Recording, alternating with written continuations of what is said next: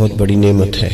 انسان جب صاحب اولاد ہوتا ہے تو خدا کی خاص رحمت اس کے شامل حال ہوتی ہے، لیکن اس کے ساتھ ساتھ انسان کے لیے یہ بہت بڑی آزمائش بھی ہے۔ اولاد کے ساتھ ڈھیر سارے مسائل بھی وابستہ ہوتے ہیں۔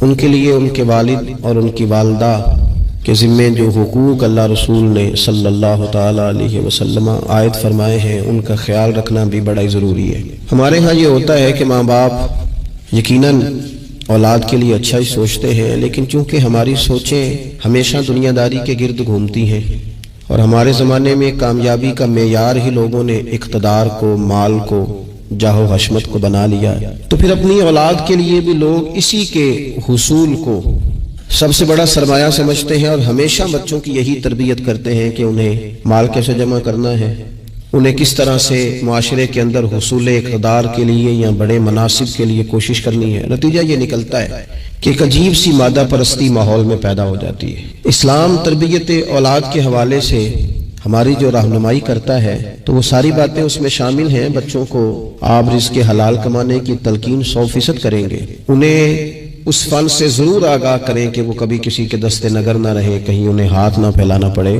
لیکن ان کی روحانی، اخلاقی، مذہبی تربیت یہ بھی اللہ تعالیٰ نے ماں باپ کے ذمہ لگائی۔ یا ایھا الذین آمنوا قوا انفسکم واہلیکم نارا، اے ایمان والو خود بھی دوزخ سے بچو اور اپنے گھر والوں کو بھی دوزخ کی آگ سے بچاؤ۔ ایسے اسباب اپنے بچوں کو سکھاؤ کہ کہیں وہ جہنم کے راستے پر نہ پڑ جائیں۔ ان ساری راہوں کا انہیں تعین کر کے دو جو جنت کی طرف جاتی ہیں۔ ان کی جو اخلاقی زندگی ہے، ان کے کردار و عمل کا جو حسن ہے، اس کے لیے تم اپنے بچوں کی تربیت۔ ہمارے ہاں اگر پہلی بات تو یہ ہے کہ ہم بچوں کو بار بار اسی بات کی طرف گامزن کرتے ہیں اور مثالیں بھی دیتے ہیں تو اس طرح کی دیتے ہیں کہ فلانے کا بیٹا دیکھو کتنے پیسے کما رہا ہے، فلاں کا بیٹا دیکھو کتنے بڑے عہدے پر فائز ہو گیا ہے، اور فلاں کا بچہ دیکھو کتنا شہرت پا گیا ہے۔ تو پہلے تو مثالیں دنیا داری کی، اور اگر دین کے لیے ہم قائل کرنا بھی چاہتے ہیں تو کچھ مثالیں سنا کر، کچھ باتیں بتا کر، کچھ تقریر سنا کر۔ تو یاد رکھیے گا تقریریں گھر سے باہر چلتی ہیں، گھر کے اندر عمل چلتا ہے۔ بچوں کی دینی اور روحانی تربیت کرنے کے لیے سب سے پہلے ماں باپ کو دینی اور روحانی زندگی گزارنی پڑے گی۔ بچے جس طرح باپ کو وقت پر ڈیوٹی پہ جاتا ہوا دیکھتے ہیں، انہیں اپنے باپ کو وقت پر اٹھ کے نماز پڑھتا بھی دیکھنا پڑے گا۔ اگر اس کا کاروبار کم ہو جائے، کہیں نقصان ہو جائے، تو جس طرح وہ اسے پریشان اور بے حال دیکھتے ہیں، کاش ایسا ہو نا کہ کبھی باپ کی آنکھوں میں آنسو آئیں اور بچے پوچھیں کہ ابا جی کو کیا ہے، تو اماں کہے پتر تمہارے باپ کو حضور کا مدینہ یاد آتا ہے۔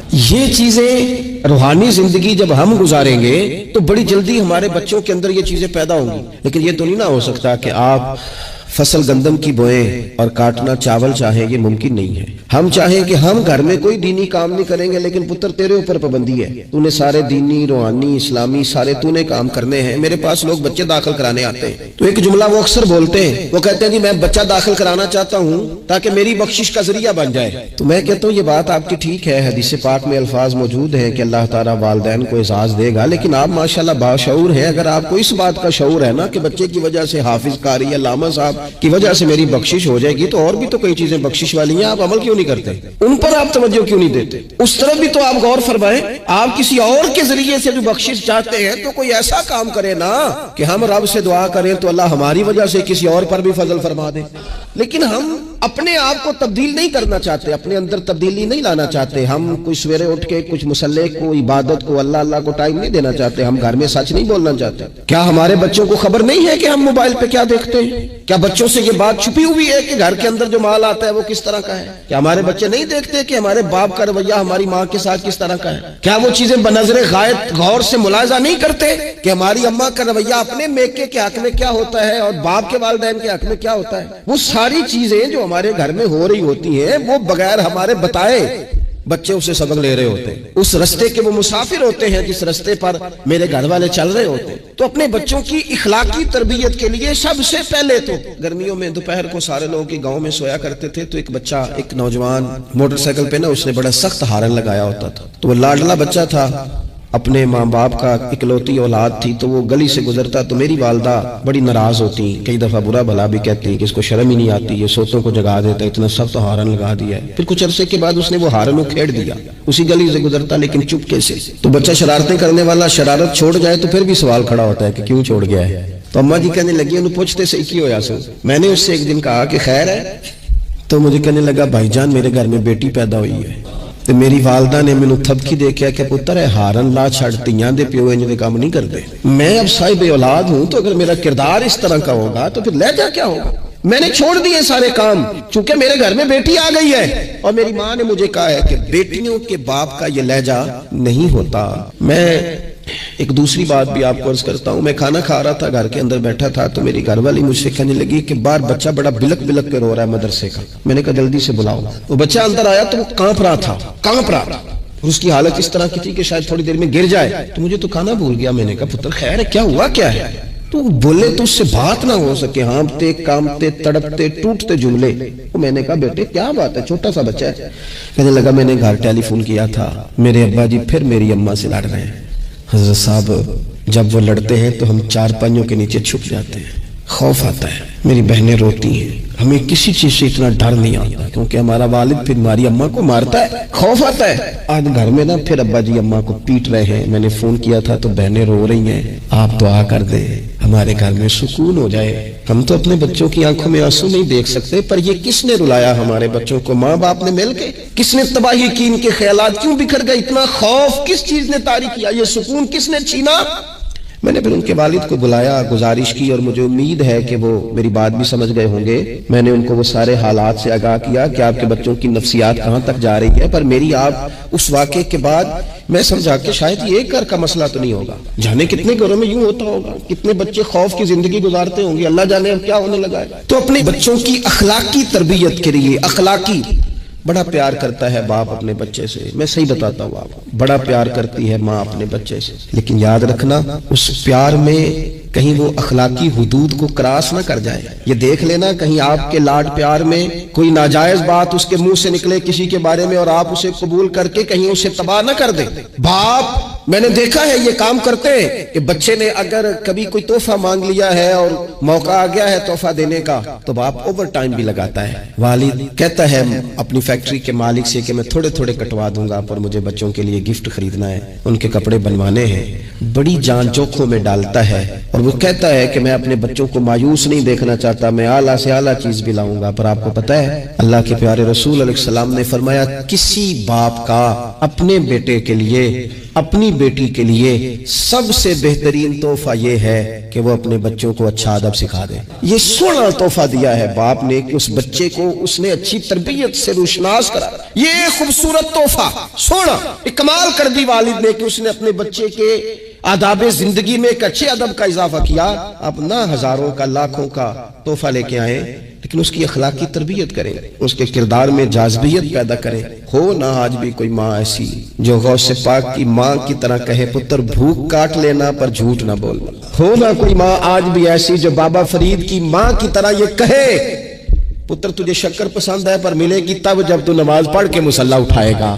ہو نہ آج بھی کوئی خواجہ بختیار کاکی کی ماں جیسی ماں جو سارا دن گھر میں سپارے پڑھتی رہے اور 15 سپارے یاد ہوں اور صبح شام پڑھے. او خدا کے بندو, کچھ چیزیں ایسی ہیں جو کردار کی روشنی سے نور پاتی ہیں, جو صرف عمل کے حسن سے دنیا کو حسین کر دیتی ہیں. بچوں کی روحانی تربیت, اخلاقی تربیت. ہم نا جو بچوں کو سبق دے رہے ہیں وہ محدود زندگی کا دے رہے ہیں. ہم مسلمان ہیں, ہمیں ہمارے دین نے کہا ہے کہ زندگی 60-70 سال کی نہیں, اس کے بعد بھی ایک زندگی ہے جو ہمیشہ رہنے والی ہے, ختم نہ ہونے والی ہے. ہم نے بچوں کو جتنے اسباق پڑھائے ہیں وہ دنیاوی زندگی کے لیے, روزی روٹی کے لیے, کاروبار کے لیے, شادی نکاح کے لیے, لیکن ہمیں ہمارے دین نے کہا ہے کہ انہیں وہ سبق بھی دو جو قبر میں بھی انہیں کامیاب کرے. قو انفسکم واہلیکم نارا, خود بھی دوزخ کی آگ سے بچو گے اور اپنے بچوں کو بھی بچاؤ گے. یہ اہتمام کرو. وہ خاص خوبصورتی جو ہمارے دین نے کہا ہے کہ ان کی اخروی زندگی میں ان کے کام آئے. دیکھیں نا نبی پاک صلی اللہ تعالی علیہ وسلم نے 3 چیزیں ہمارے ذمہ لگائیں. فرمایا اپنی اولاد کو سکھاؤ. یہ باپ کے ذمہ لگائی ہیں حضور نے چیزیں, ماں کے ذمہ لگائی ہیں. فرمایا یہ اپنی اولاد کو سکھاؤ. 3 چیزیں. یا رسول اللہ صلی اللہ علیہ وسلم کون کون سی؟ فرمایا ایک تو اپنی اولاد کو اپنے نبی کی محبت سکھاؤ. اس کا مطلب ہے ابا کو نعت پڑھنی چاہیے نا, اس کا مطلب ہے اماں کو نعت آنی چاہیے نا, اس کا مطلب ہے حضور کے قصیدے یاد ہونے چاہیے نا, اس کا مطلب ہے نا کبھی بازو تھام کے باپ کہے نا پتر چل آج فلان جگہ تجھے لے جاؤ, وہاں مدینے والے کی باتیں ہوں گی. اس کا مطلب ہے کہ اسے باپ کو ان سارے رستوں کا تعین تو بیٹے کا بازو تھام کے اسے کتنی جگہوں پہ لے گیا ہے. چل ایک دن یوں بھی کہا تھام اس کا بازو اور اسے حضور کے مدینے بھی لے جا کر محبوب کے سامنے کھڑا. فرمایا اپنے بچوں کو اپنے نبی کی محبت سکھاؤ, اور فرمایا دوسرے کام یہ کرو کہ اپنے بچوں کو اپنے نبی کی اولاد کی محبت سکھاؤ. سکھائی حضرت عمر نے جناب عبداللہ کو, عبداللہ ابن عمر کو محبت, تو پھر انہوں نے محبت کی.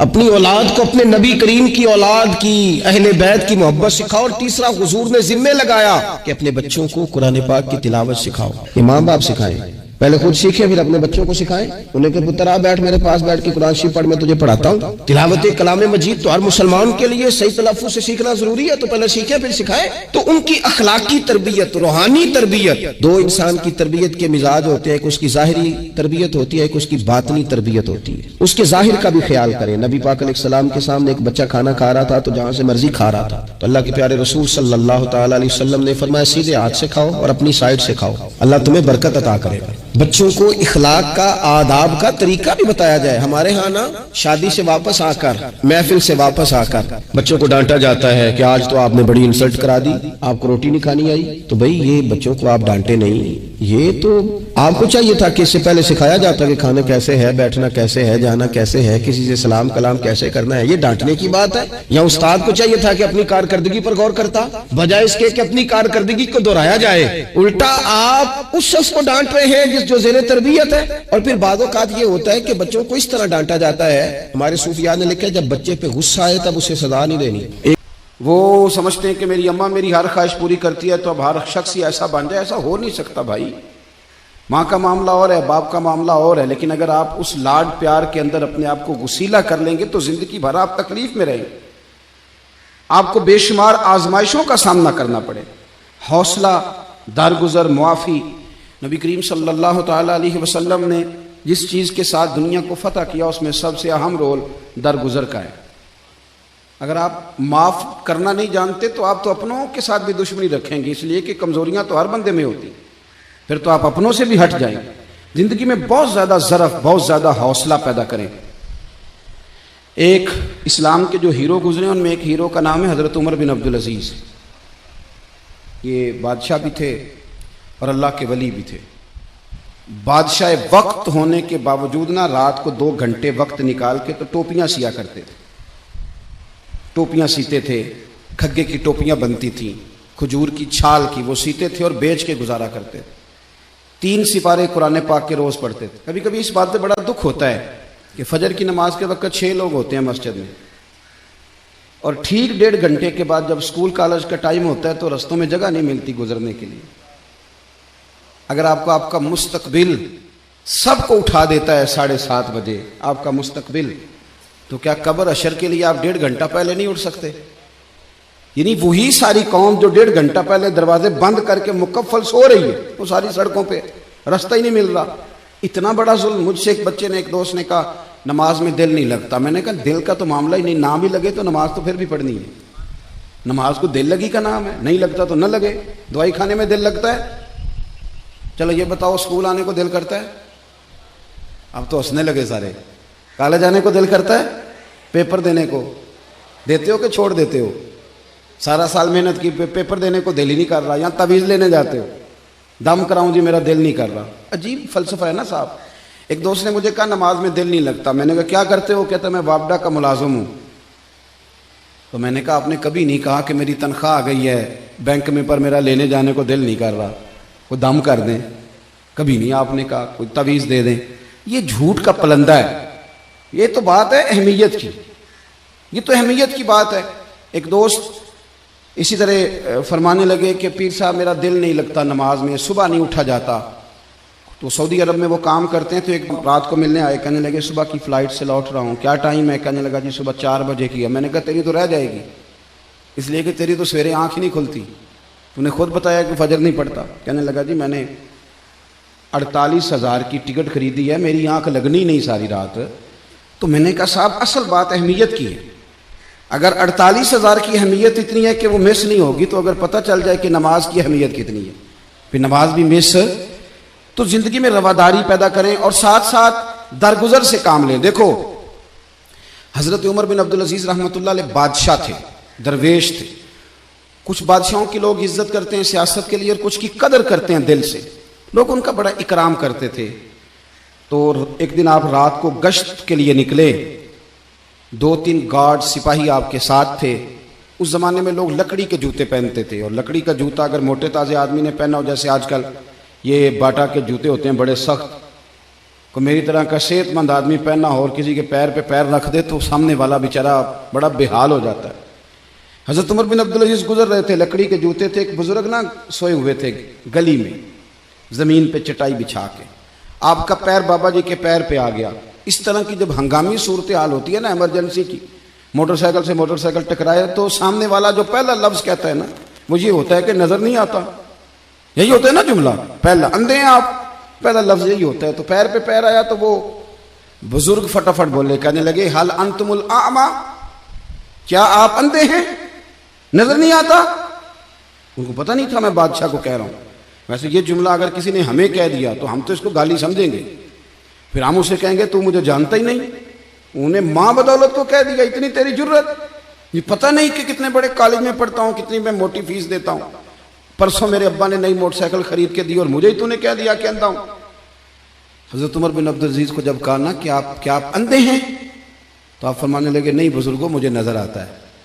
وہ جو ساتھ والے تھے نا گارڈ, انہوں نے تلواروں پہ ہاتھ رکھ لیے. آپ نے فرمایا کیا کرنے لگے ہو؟ کہنے لگے حضرت کچھ گستاخی کی, آپ اندھا کہا ہے. آپ فرمانے لگے نہیں اس نے تو کچھ بھی نہیں کہا. کہا حضرت صاحب کہا ہے اس نے آپ کو اندھا. فرمانے لگے نہیں کہا اس نے مجھے اندھا. جناب کہا ہے. آپ فرمانے لگے بات تم سے کر رہا تھا کہ مجھ سے کر رہا تھا؟ کہ جناب آپ ہی سے کر رہا تھا. تو فرمانے لگے اس نے تو ایک سوال پوچھا ہے, اس نے پوچھا آپ اندھے تو نہیں؟ تو میں نے کہہ دیا نہیں مجھے نظر آتا ہے, اس میں جھگڑے والی کون سی بات, یہ تو سادی سی بات ہے کہ آپ اندھے تو نہیں. تو میں نے کہا نہیں مجھے. تو ہم نے کتنے جھگڑے بنا لیے, سادی باتوں پہ بھی جھگڑا, ہر بات پہ بحث ہے, الجھاؤ. جو لوگ انا کا بت بنا کے اسے پوجتے ہیں نا وہ دنیا کے سب سے کمزور لوگ ہوتے ہیں. جو عزتیں مانگتے پھرتے ہیں, احتجاج کرتے ہیں کہ میری عزت کرو, لڑائی کرتے ہیں کہ تم مجھے عزت نہیں دیتے, بھیک مانگتے ہیں کہ مجھے عزت دو, کبھی عزت نہیں مانگے. کام ایسا کرے زندگی میں کہ عزت کرنے کو دل کرے.